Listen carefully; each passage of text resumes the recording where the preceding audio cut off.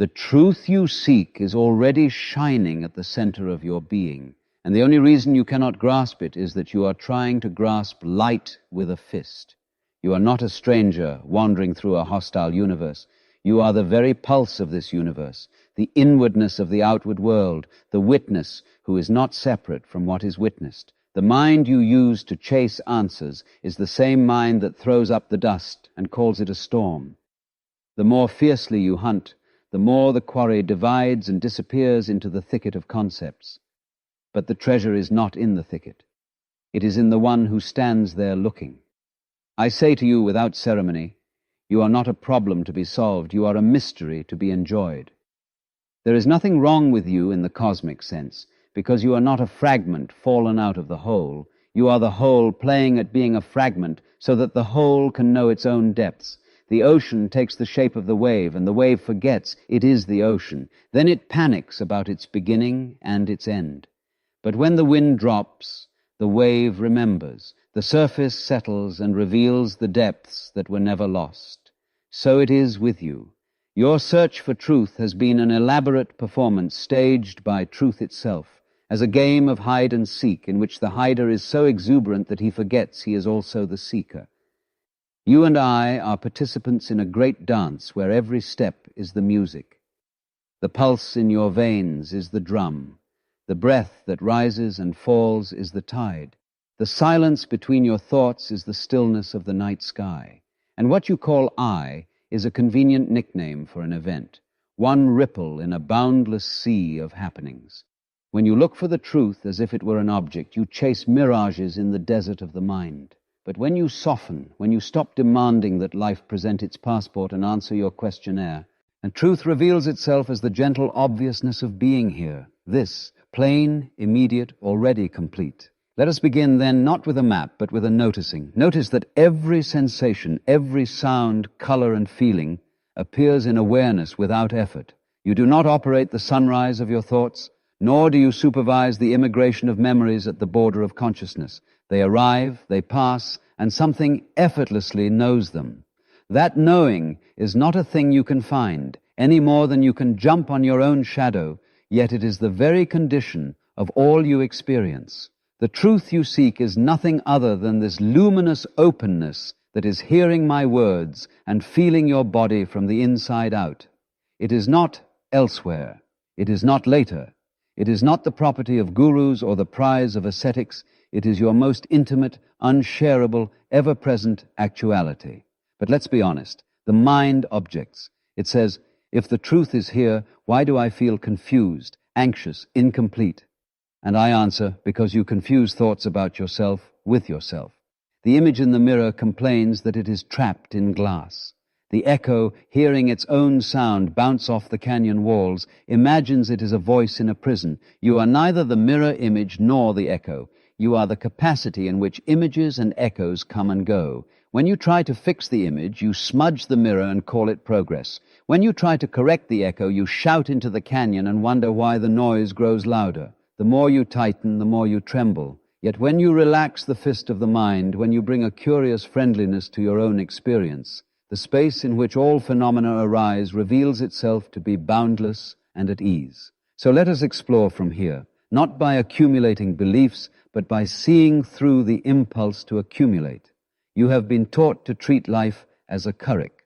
Ulum, lessons, grades, promotions. But existence is not a school, it is a festival. The colors of joy and sorrow, the flavors of gain and loss are not punishments or rewards. They are the menus by which the universe tastes itself, and you are the taste and the taster inseparably. The search for truth becomes strained only when you imagine truth as a fixed answer. But reality is not a syllogism, it is a song. You do not understand a song by holding one note and rejecting the others. You understand a song by hearing how the notes flow and dissolve into one another, creating a whole that no single note can claim. In the same way, what you are is the living melody of awareness and appearance, inseparable as flame and firelight. Consider a simple story. A small child stands at the shore and cups the sea in her hands. She says, "I have the ocean," and then watches it slip through her fingers. She runs to her mother. upset at the loss. The mother smiles and kneels. "Darling," she says, "look, your hands aren't big enough to hold the ocean, but your heart is wide enough to belong to it." The child looks at the horizon and falls silent. That silence is wisdom. It is the moment when ownership gives way to participation. And participation is what I mean by realizing that the truth you seek is already inside you. Not as a possession, but as your nature. You cannot hold reality. You can only be it, with the relaxed attention of a tree drinking light. Now we proceed deeper, not into complexity, but into simplicity, which is the most subtle thing of all. For the truth inside you is not a particular idea or a special feeling. It is not eternal happiness pasted over sorrow, nor is it a doctrine that wins debates. It is the ease of being what you already are before a single thought arises to comment. It is the soft openness that is present at the heart of loneliness and at the center of delight, unchanged by their comings and goings, like the space of a room that is not improved by furniture or degraded by dust. To trust that openness is to rediscover your original confidence, the confidence of the sky which does not worry about the weather it hosts. Let us examine the mechanism that keeps you circling around what is nearest to you. The mind is a talented magician, forever sawing you in half and then selling tickets to the reunion. It slices reality into me and world, self and other, inside and outside, because that is how it navigates. Useful, yes. True, no. When the navigator takes the helm of the ocean itself, we get seasick. We cling to identities like life rafts and wonder why the waves seem so large. But identity is not a raft.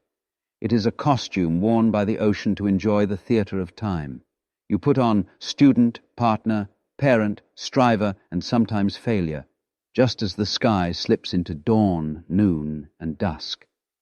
When the costume grows tight, the sky simply changes. It never apologizes for the night. The funny thing is that the closer you get to the truth, the simpler your questions become. No longer, what must I add to myself to be complete? But what am I without the assumption that I am incomplete? No longer, how do I escape my mind? But who is it that claims to be trapped? As a cat chases its tail, you chase a perfected version of yourself around the room of time and tire yourself into despair. Then, in a rare moment of exhaustion, the tail, your ideal, accidentally brushes your face. For a second, the chasing stops. In that second, there is presence. No goal, no lack, just the simple shimmer of being alive. That shimmer is the truth. It has no opposite, and it does not begin or end with your opinion of it. I invite you to sense right now the feeling of being, before it has a name, before it becomes I so-and-so with a plan and a past. There is a raw aliveness humming in your chest, an alert ease behind the eyes, a sense of here-ness that is not earned, not deserved, not the result of practice. If you attend to it gently, it does not vanish. It brightens like a star you finally notice in twilight. This is not a trick. It is the most ordinary recognition in the world. So ordinary the mind overlooks it while searching for something extraordinary to justify its labors. But the extraordinary has been hiding in plain sight. It is the plainness itself, the miracle of existence, unspectacular and therefore perfect. The paradox that confounds the seeker is this: the more you try to force this recognition, the more it retreats, because forcing presumes separation. You cannot pull yourself into what you already are. You can only stop pretending that you are far away. Imagine a man searching for his glasses while they sit on his nose. He rummages through drawers, interrogates friends, curses the unfairness of life. At last a breeze wafts across his face and tickles the frames at his temples. He laughs, and the laughter has a taste of relief so pure that it borders on grace. The search was not wrong. It was part of the joke. But the punchline is always the same. What you seek is what is looking. What then of suffering? If the truth is inside, why the ache? Suffering is the body's thunder announcing that the weather of thought has grown violent. Pain, grief, fear, they are not mistakes, but messages. They say, come closer, be kind. We make them worse by insisting that certain experiences should not exist. But reality does not respect our senses. It includes and transforms. The heart does not become strong by avoiding winter. It becomes strong by allowing winter to do its quiet work. And here is another paradox. When you let the ache be just as it is, when you stop trying to bribe it with cleverness or chase it away with affirmations, you notice that even the ache is appearing in the same open space as joy. The space is peaceful, even when what it contains is not. You are that space. Now, life is not a theory to be admired from a distance. The point of seeing these at truth is within is not to cultivate a private bliss while the world burns with the fires of confusion. On the contrary, this recognition turns you toward the world with a softness and clarity that are practical to the core. For when you know you are not separate, compassion is not a virtue you aspire to. It is the natural metabolism of your being. The hand does not negotiate with the other hand before removing a thorn. So too, when you feel the life that you are pulsing in all creatures, action arises without strain, direct, appropriate, unpretentious. But let's not romanticize awakening as an end point. It is not a trophy to be polished. It is the end of the search for trophies. After that, life continues. Bills, breakfasts, broken plates, births, and goodbyes. The difference is that now the current carries you instead of your fighting the river with a spoon. You learn the art of letting go in motion. Letting go is not pushing away. It is recognizing there was never anything to hold. Your thoughts appear and disappear. Let them. Your moods swell and recede. Let them. Your plans dance and stumble. Let them. You are the sky. Weather is weather. The mind will protest. If I let go, I'll become passive, dull, indifferent. Not so. Letting go is the end of friction, not the end of movement. Think of a dancer so attuned to the music that every gesture is spontaneous and precise. That is not passivity. It is participation free of self-consciousness. When you remember that truth is already within, each moment conducts you. You become musical. Your words are not rehearsed, but honest. Your silences are not awkward, but luminous. You feel the intelligence of life, noticing itself in a dewdrop and in the gaze of a stranger on the bus. You discover a gentler authority, not the authority of control, but of belonging. What, finally, is the shape of this belonging? It has no edge, it breathes. It is the unbordered intimacy of awareness with everything that arises. You do not merge with the world as a drop dissolving into the sea. You realize you were never separate in the first place. And from this, a playful seriousness grows, the seriousness of a gardener, not a drill sergeant. You tend the patch of earth that is your life because it is the way the whole garden cares for itself through you. This is responsibility without anxiety, love without possessiveness, clarity without rigidity. It is not an achievement. It is recognition. Let us speak practically, because truth that cannot find your breakfast table is only half born. Begin with the body. It is the bell that rings the hour in the monastery of your life. Listen to it. When you walk, feel the feet kiss the floor. When you eat, taste the ordinary miracle of grain turned into strength. When you breathe, notice how life enters without permission and leaves without apology. This is not indulgence. It is the simplest reverence. By returning to sensation, you return to the place where thoughts loosen their grip. You cannot think your way into presence, but you can feel your way into it by dropping attention from the forehead into the chest, into the belly, into the gentle sway of being simply here. Next, consider your schedule, the choreography of your days. Make friends with pauses. Between tasks, insert a breath that you actually feel. In conversations, leave a little space after the other finishes speaking. Let their meaning land. Do not fear the silence. Silence is not an absence, but a fertile field where understanding germinates. In that space, notice how answers arise on their own, how creativity sidles over like a cat and curls in your lap when you stop chasing it. The truth within is shy with those who are always shouting. It blossoms with those who practice listening. As for relationships, understand that every person you meet is a mirror, a tuning fork, a fragment of the same song ringing in a different key. When irritation flares, take it as an invitation to discover what in you is being defended. Ask gently, what am I trying to protect? You will often find an idea of yourself, thin, brittle, anxious about its boundaries. Let that idea dissolve like sugar in tea. When you do, you can listen to another without preparing your rebuttal. You can disagree without enmity. Love ceases to be a bargain and becomes an atmosphere. In that atmosphere, truth is not argued. It is felt as the relief of not needing to win. Work, too, can be a form of meditation if you bring your whole attention to the task at hand. You may not love every task, but you can respect each one by doing it fully. Fold the shirt as if it were the flag of a nation called this moment. Write the email as if it were a haiku addressed to silence. Sweep the floor as if each stroke were a bow. This is not to romanticize drudgery, but to reveal your secret power. You can dignify any action by uniting with it. When you unite with action, you stop dividing yourself into the one who does and the one who judges. Energy wasted on self-surveillance returns to the hands and eyes. Efficiency increases, but more importantly, joy slips in through the side door. A word on technology and distraction. These are not enemies. They are amplifiers. They magnify the state you bring to them.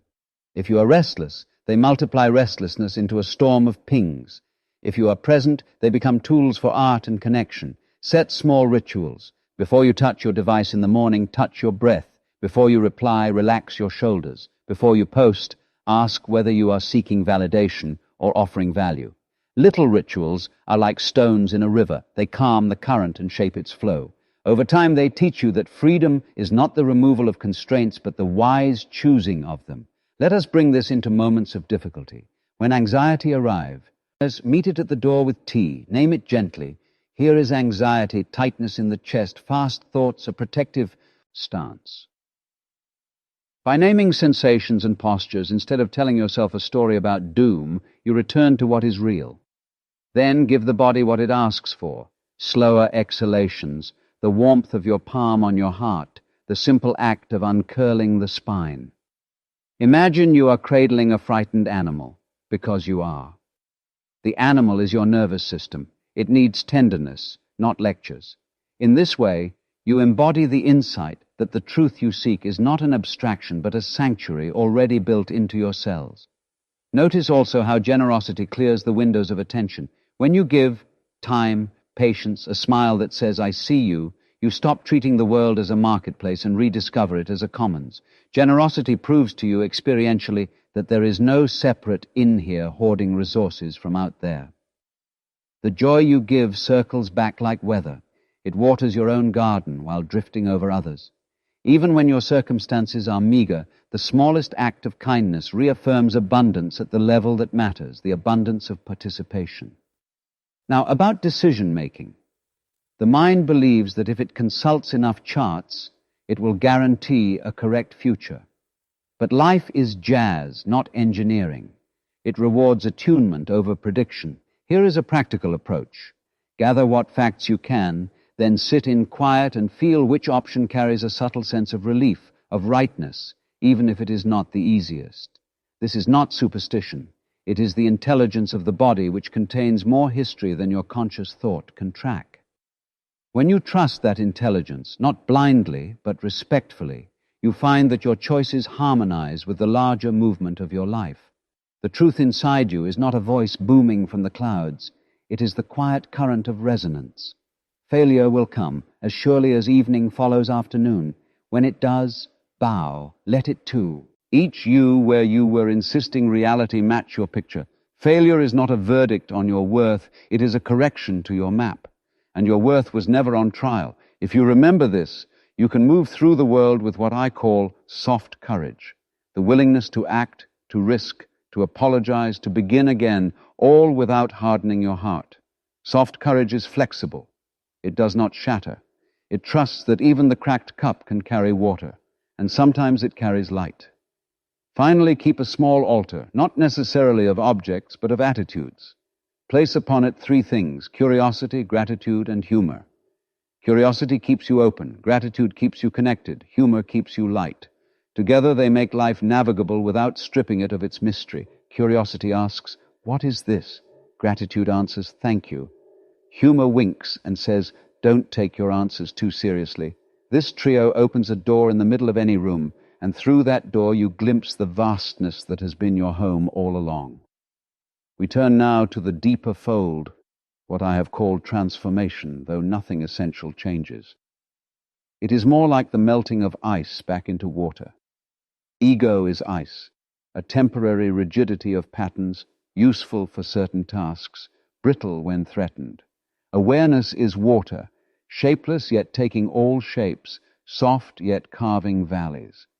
The melting happens not by attack but by warmth, the warmth of attention without accusation. When you bring this warmth to the structures of me, my grievances, my trophies, my storylines, they soften. You do not lose your personality, you lose your compulsion to defend it. You become transparent to yourself, and through that transparency, life shines. In this transparency, questions about meaning shift in flavor. You no longer demand that life guarantee you a purpose as insurance against death. You discover rather that meaning is not a commodity, but a quality of presence. A leaf glistening after rain is meaningful when you are unhurried enough to see it. A conversation is meaningful when you inhabit it rather than performing it. Work is meaningful when it becomes the channel through which life serves life. Spiritual freedom is not the absence of limitation. It is the intimacy that arises when you are no longer trying to escape your own experience.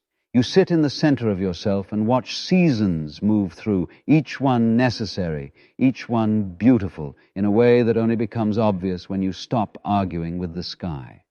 As this clarity settles, your sense of time loosens. You cease to live as a project manager of the soul. The future is no longer a thief of the present, and the past is no longer a weight chained to your ankle. Memory becomes a library, not a prison. Planning becomes a sketch, not a demand. Here you find peace, not because circumstances obey you, but because you see that they need not. Peace is not what happens when the world stops being chaotic. Peace is what happens when you stop insisting that chaos should not be part of the world. And in that peace, love grows, not sentimental love, but the love that is the open hand of reality. It holds everything because it withholds nothing. Now let me speak plainly about dying, for it is the shadow that makes many of your fears appear larger than life. Death is not the enemy of life. It is its secret benefactor, giving urgency to your tenderness and depth to your joy. You are not headed toward annihilation. You are returning, moment by moment, to the source you never left. The wave does not fall off the ocean. It falls back into it. You have already practiced this countless times, in sleep, in laughter, in the moments you lose yourself in music or love. Those are rehearsals, if you like, for the great relaxation. Knowing this, you are free to live with less clinging and more wonder. You do not postpone your affection. You do not save your attention for later. You give yourself now, because now is the only door through which each truth enters. And now a closing meditation, not as a dramatic finale, but as the gentle confirmation of what you have known all along. Sit as you are sitting. Let the spine find its natural elegance like a reed in water. Allow the face to soften, the tongue to rest. Let the breath come to you. Feel the body from the inside, the quiet weight in the hips, the rising valley of the chest, the subtle electricity along the skin. Notice sounds arising in the wide field around you. Notice thoughts drifting like moths against a lamplight. You do not need to catch them. Let them perform their tiny ballet. Feel into the sense of being, the hum before language. If a question appears, let it unfurl and dissolve. Who is aware? Not an answer, just the flavor of the question, held lightly like a pebble warmed in the palm. Now invite a friendliness toward whatever is present. If there is joy, let it glow.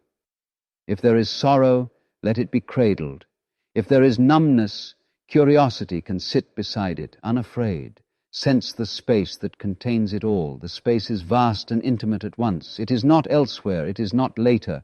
It is the home you carry and the home that carries you. Rest there, not as an achievement, but as a recognition. You are not the chaser of truth. You are the wide sky of awareness in which truth is weather, and all weather is welcome. As you open your eyes, do not leave this simplicity behind. Let it travel with you into the dishes, the keys, the inbox, the street, the touch of a hand. Walk as the ocean walks when it becomes a wave, with the dignity of something that knows its source. Speak as the wind speaks through leaves, with clarity and play. And when confusion returns, as it will, smile. You have not failed. You have been invited to remember again. Remember what? That the truth you seek is already inside you. It was there before your first question, and it will be there after your last answer. It is here now breathing you. Let it